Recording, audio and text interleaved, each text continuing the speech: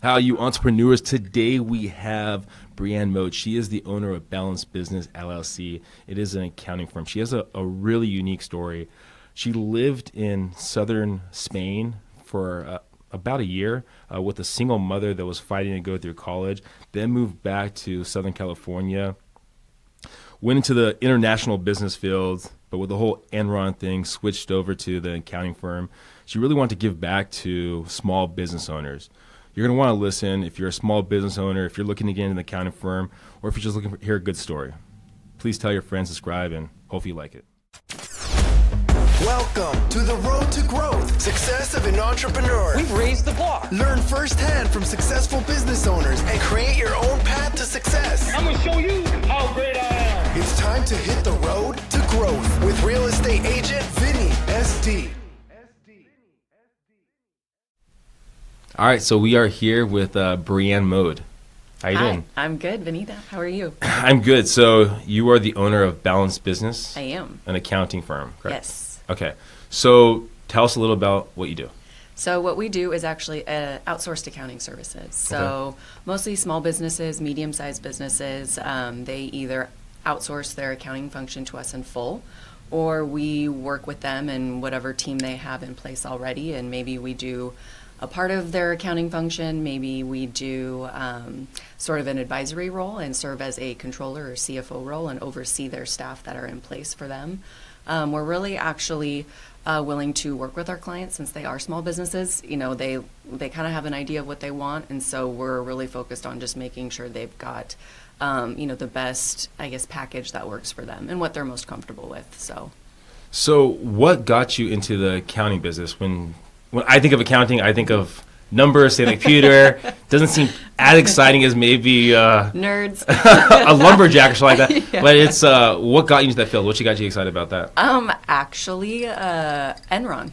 Okay. Yes. Wow. So, yes. I had the plan of going into international studies, and that was the plan, since I can remember. And I was declared international studies, and I actually ended up switching to accounting.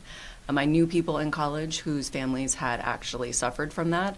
They lost a lot of money, and families were devastated. So, when it becomes a more personal activity and you actually see people and know people who have been affected by things like that, it obviously just becomes more real and tangible. And you kind of get fired up where it's like, how could somebody do that? And how do people have the right to do that? Which obviously they don't. But, just to see how people are affected, that's really at least what got me thinking about accounting. It was definitely never on my radar before that.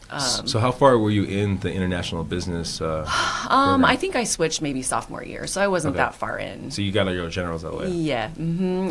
And I had already started taking classes, and then eventually just switched over completely. So I also have a degree in Spanish. So for me, it was like international studies and Spanish. They kind of, in my mind, it was like they're a great little duo. And so then I just ended up doing Spanish and accounting. Do you get to use your Spanish in accounting? Do you work with? I do.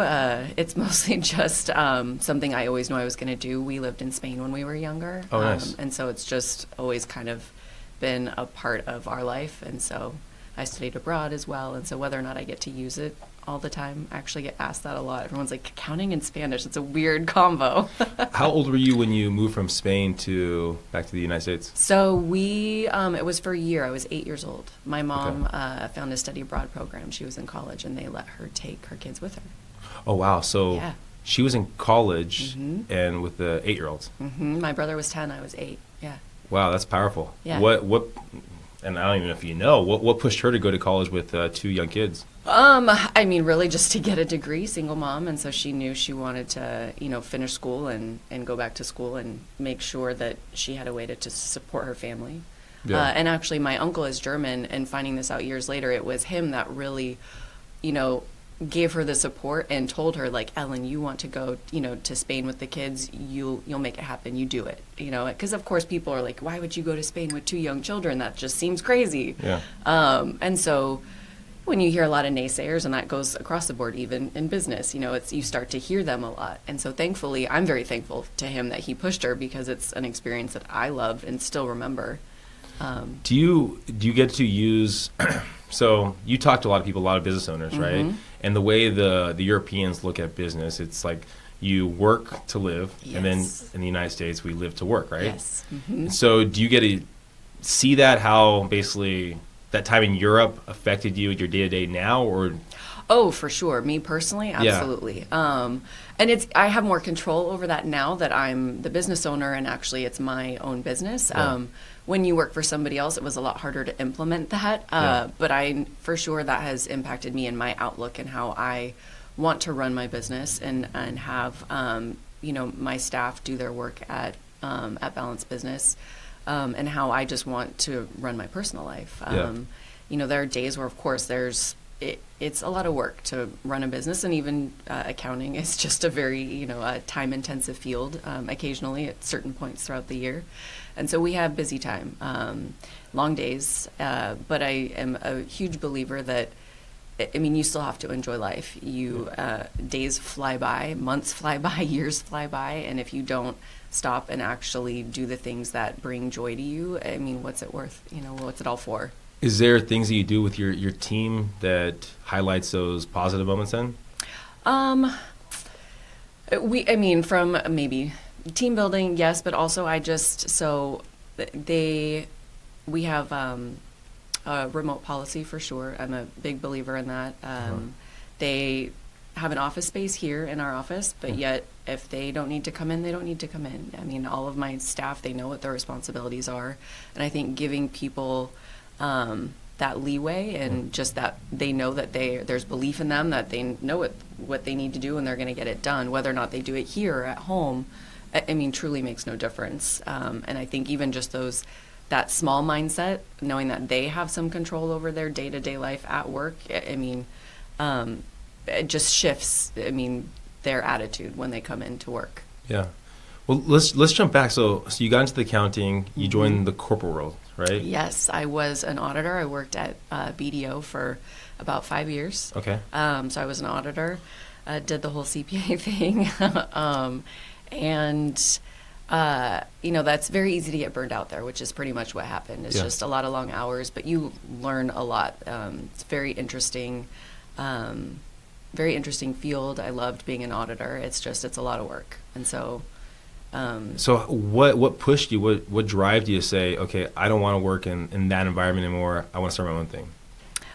So before I even started my own thing, I went into industry. I worked a few other jobs. I worked at the Children's Hospital here in San Diego, and then also worked for a real estate developer as their controller. And really at that point was when I was like, the impetus in really pushing me was I would rather help small businesses. Let me step back a little bit. Most businesses, you want an accountant that knows what they're doing, that this is their background, they specialize in this. But small businesses and even medium-sized businesses, it's hard for them to find, people with our background and our expertise and that they can afford, and that's a very difficult thing. They think they need somebody on a full-time basis when that's really not the case. We obviously don't work on our clients' work on a full-time basis, but we come in, a few hours a month, a few hours a week, really whatever they need, and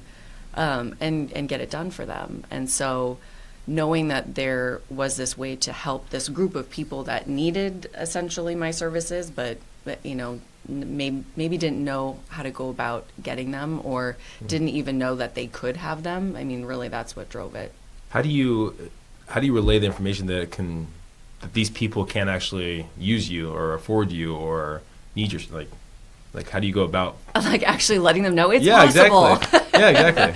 Well, and sometimes it is a conversation because that I think it's they're a little skeptical, really we could actually work together, and the answer is yes. Especially on a small scale business, we maybe only need to spend 8 hours a month, and actually wrapping up their activity for the month, giving them financials. Obviously, it depends on the scale of the business and how much activity there is, but it's absolutely doable. Most people, I think, for them, they think it's something that needs to be done on a day-to-day basis. And you know what? Sometimes it is, but when you keep it up on a day-to-day basis, it maybe takes you an hour to do it because you're clearing everything out so quickly. It's like when you, just like with anything else, and I'm guilty of this, when you kind of push it to the side and you don't keep up with it, it builds and builds and builds. And then so then when you do tackle it, it seems like it's this insurmountable task, and that, oh man, it's always going to take this long. When, I mean, really that's, if you keep up with it, it's very manageable. Yeah. And small bites. Yeah, exactly. Small bites. Yes. That's a great way to look at it. Yep. So what kind of hurdles have you had to overcome to get to the point you're at? Well, I mean, I think one thing, and this sounds super cheesy, but also, you know, believing in you, in yourself, and knowing that you can do this. I think it's a scary leap for people when they think that they're going to set out and, you know, I'm going to leave something stable and solid, and I'm going to just kind of like go out into the great unknown, so to speak. And just, you know, reminding yourself that, you know, this is absolutely doable. People do it every day. People start businesses every day. And what does that look like when you actually tell yourself that you can do it? Is there something that you remember, or a mantra, anything like that? Honestly, I mean, so my mom and my brother. My brother's a small business owner. He owns his own business, and he's been in business maybe for 10 years now. My mom and my stepdad own their own business, and just seeing people around me who have done this for a while. And then, of course, that competitive side in me was like, well, if they're doing it, I'm going to do it. And it was nice to see, I mean, seeing people go through it. I mean, obviously that helps. It wasn't completely unknown for me, and so it was definitely, it kind of gives you that push without you realizing that it's pushing you. Have you had any mentors in your field that you've kind of had to look at, or it's just been... That's funny. That's been a topic of discussion lately with me and a few of, you know, colleagues and friends. And while I wish that maybe there had been, you know, that one person that was really that mentor that gave you that support and that drive, honestly, there hasn't really been that one person. But I will say, you know, my friends have been that. We've all kind of been our mentors for each other, simply because there weren't those, you know, singular people that you think of when you think of somebody who's had a mentor, you know, somebody that's been in the industry maybe, you know, 10 years longer than you or what have you. But we all kind of push each other. We are, you know, sounding boards for each other. We review resumes when, or even, you know, negotiation letters when somebody's going up, you know, for a promotion or to negotiate salary, you know, so we're all kind of there for each other, doing those things, listening to each other. So how many of them have ventured off on their own? Actually, 0.5. 0.5. Okay. Yeah. She's, you know, somebody's, they're in that stage of really, they're needing the push, actually, where they're needing to kind of go out on their own. What do you think's holding them back? It's really what I think initially holds everybody back is finances. You know, can you do it? Is it going to be sustainable? And it's just that, it's that fear. You know, and I mean, that's a hard thing to get past. It is. Do you think they ever look at you and they go, when she's succeeding, that gives me the extra push. Every time I see her giving that little positive, I go, okay, I got to make that jump. You know, I hopefully, yes, I hope so. Because if I can be that for them, I mean, I would love that. And I'm a huge supporter of it, especially now, you know, we're in our 5th year. I definitely feel very stable in where we're at and where we're going. And so, you know, when people come and talk to me about, you know, why I started or should they do it just to kind of feel me out, I'm a huge pusher of that. I really believe that if you've got a drive for it and just a desire for it, you'll succeed, because it's that desire, wanting it, I think is really what's going to push people, you know, to go there. What do you, if you could look at, and maybe that younger self that was 8 years old in Spain or studying abroad, is there any kind of advice you might give them at that time? Just listen to my instinct. I feel like I've got a pretty good instincts, and they've carried me thus far. And I would just, I would probably remind her that, you know, don't second guess yourself. It's really easy to do. And I'm still guilty of it today. It's hard not to second guess yourself. But it's like that initial gut reaction is usually the right one. And it's just remembering that and going with that. Because I found time and time again, I mean, even with like studying for my licenses, you know, like multiple choice questions, it's that first gut instinct is is usually the right one, and just reminding yourself that you know what you're doing, listen to yourself. It's always shocking when you look back and you go, I should have listened like that right there. Like, that was that moment I should have listened. Yeah, absolutely. And I think everybody has that moment, and even probably a few moments where you can look back and be like, oh man, I was right, or I knew it, I was telling myself, and it's just, that inner voice is hard to quiet down sometimes. Yeah. And just to, really like give a stronger voice to maybe the confident voice that's inside. And reminding them that, like I said, you know what you're doing, and just listen to yourself. Trust yourself is a big thing. What's next for you and the company? Growth, actually. Okay. So we just had somebody join us recently, and and so that's really the plan over the next, coming year, to continue to bring on clients and staff, hopefully. And to grow the business. I think we're, providing value to our clients, and I think for me, the day where we stop providing value, that's obviously, going to be a turning point in when I evaluate this. But while we're still providing value and, finding people that need our help and clients that want to work with us and that we want to work with, we're going to continue to grow. What's your hiring process like? Right now, thankfully, kind of word of mouth. I've been introduced to people, and that's why your network, whatever it is incredibly invaluable. The people you've met along the way, the people you've worked with in your past. Really, that's where I'm meeting people that I want to bring on. Being into networking? No, I'm kind of a bit of a wallflower. Yeah. Yeah. I like to scan the room and just sort of observe people typically, but I would say that's been a huge growth area for me, because owning a business, obviously, you have no choice but to network. And so that's been a huge area of growth for me, and actually one that I've really enjoyed. I've learned a lot about myself from that perspective, and just being able to, strike up a conversation with anybody. And it's been fun too, where before I dreaded it, and now I dread it less so. It's funny, something in the real estate field that happens a lot is a lot of agents, they'd rather talk to a stranger than talk to someone they were going to network with, family or friends, or like whatever it might be. And that's something that I am working on too. So I feel your pain. Yeah. It's definitely, yeah. Although that's interesting. I think I would probably agree with them. I think I'd rather talk to a stranger than... Right? Well, because I guess you might not see that stranger again. And so exactly. if you have a bad conversation, you go, all right, well, whatever, I'm done with that person. Exactly. I go to the next person. It's easier to shrug it off and not let it weigh on you. Yeah.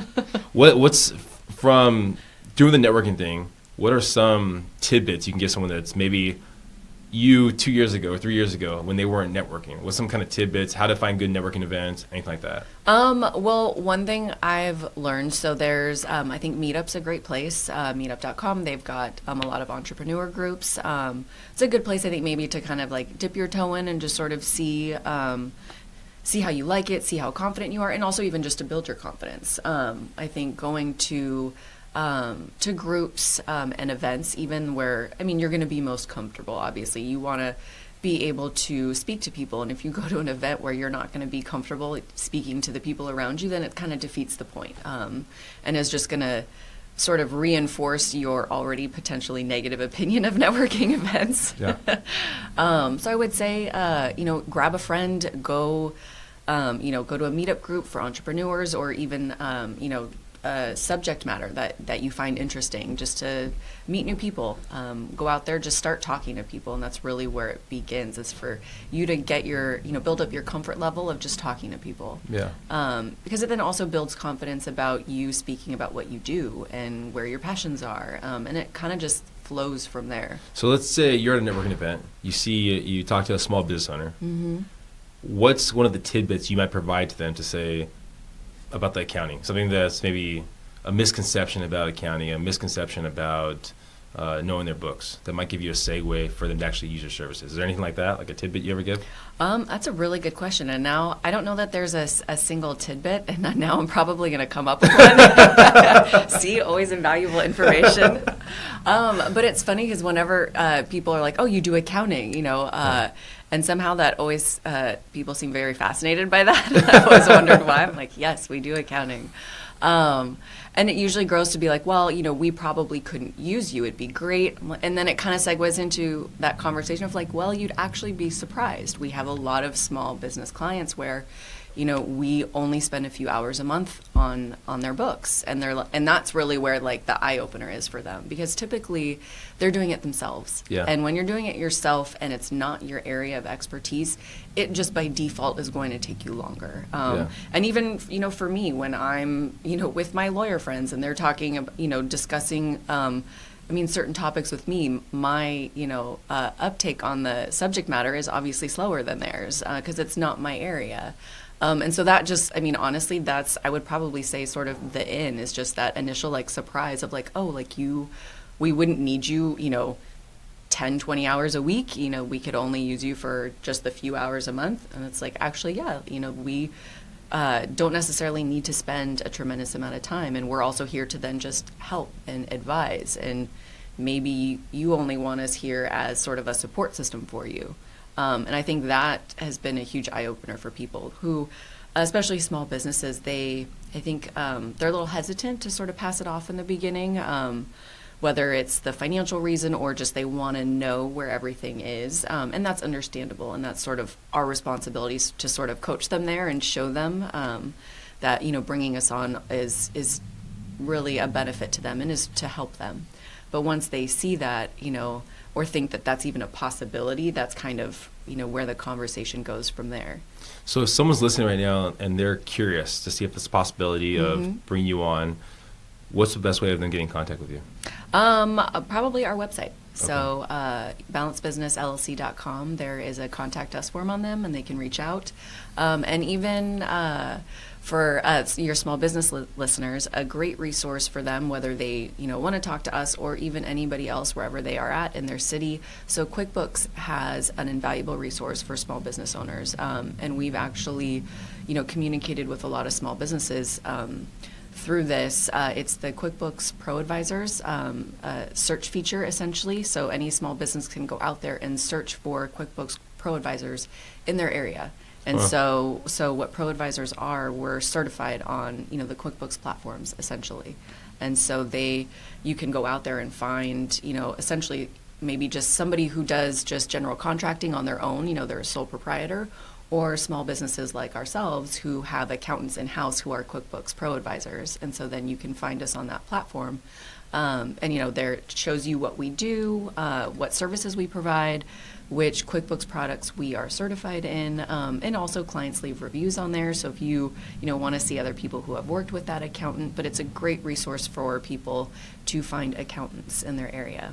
Oh, that's great right there. Well, hopefully everyone that's listening got some great information, great tidbits. You might be a small business, but you might be big enough to have that support, right? Yeah, everybody is. Everyone is, right? So please subscribe, share, and if you're looking for any kind of work, reach out to Balanced Business and Breanne.